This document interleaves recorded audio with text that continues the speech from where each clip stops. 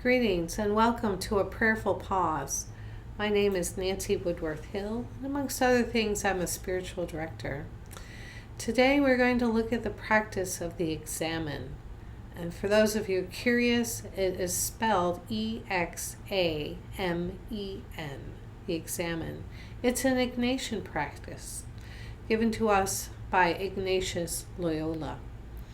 He lived from 1491 to 1556 and was the founder of the Jesuits, or the Society of Jesus.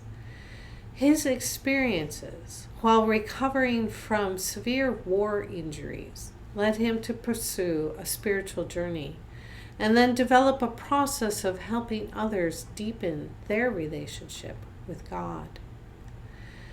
In a nutshell, Ignatian spirituality is a way of living out our relationship with the holy, and it often focuses on gratitude. It's a very practical way of life rather than a thinking or believing way of life. So, a few things about this Examen prayer.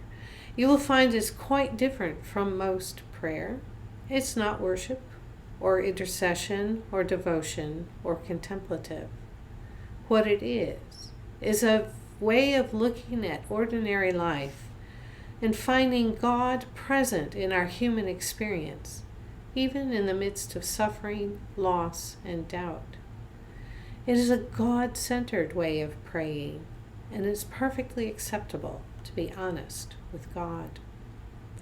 It's important to pay attention to the ebb and flow of your emotions. Ignatius noted that sometimes his emotions would leave him restless and troubled, and at other times he was joyful and confident.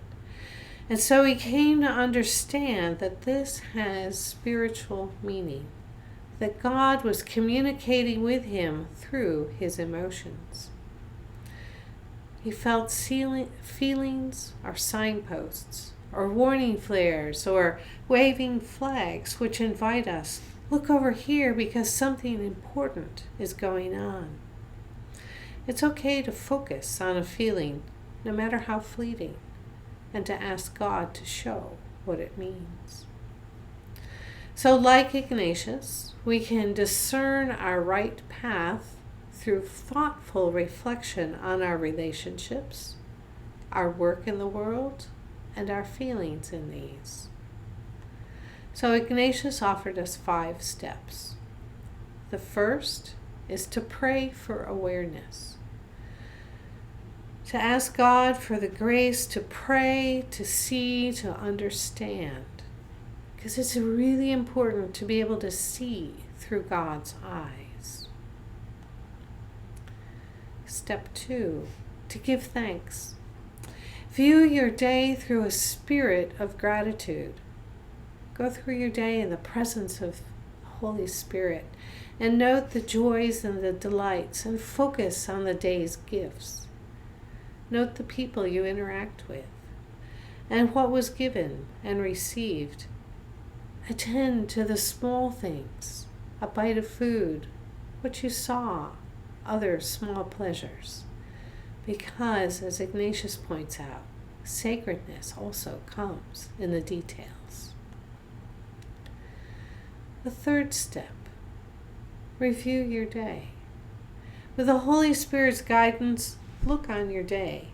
Attend to your experiences and look for God in them. Attend to and reflect on your emotions. What wisdom comes to you from reviewing them? Note encounters where you fell short, and look at the challenges and search for implications. Do you need to follow up on anything? The fourth part, face your shortcomings. Look for situations where you would have preferred to have taken a different action or response. Own your decisions, ask forgiveness, and ask God to help you to identify a preferred response. Ask Holy Wisdom to help you choose one thing to work on in your life. Ponder ponder how you will work towards your preferred actions and responses. And lastly, look to the day to come. Envision threading your relationship with God into the day to come. Where do you need God? What emotions are attached? Let Holy Wisdom direct you as you seek guidance. Ask for the Holy Spirit's presence, speaking as to a friend. This is directions directly from Ignatius of Loyola. Ask for help and understanding that you may experience hope. So let's review these 5 steps. First, pray for awareness that you can see through God's eyes. Second, give thanks. Find even the smallest things during your day for which you can give thanks. Third, review the day. Just notice what's happened. You can reflect on emotions as well. Search for challenges, implications, what you need to follow up on. Fourth, face your shortcomings. Be aware of where you would have preferred to have taken a different action or response, and ponder how you can work towards that in your future. And lastly, look to the day to come. Where will you need God? Let Holy Wisdom help you seek guidance and speak to her as to a friend. Some individuals do this practice at night before bed, and others do it in the morning, first thing for the previous day. Choose something that works for you. So here's a variation.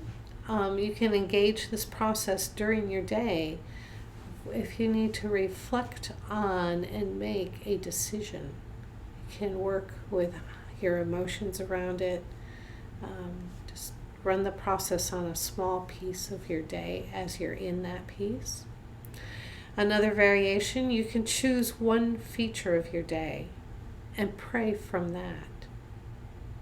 Or you could just attend to emotions rather than actions. So review your day with regard to emotions. There is, however, a suggestion for beginning this practice. With this style of prayer, it's suggested that one make a commitment for 30 days. You can start with the encounters, the challenges, the disappointments, and the delights in your daily lives, as these are the places where God is found.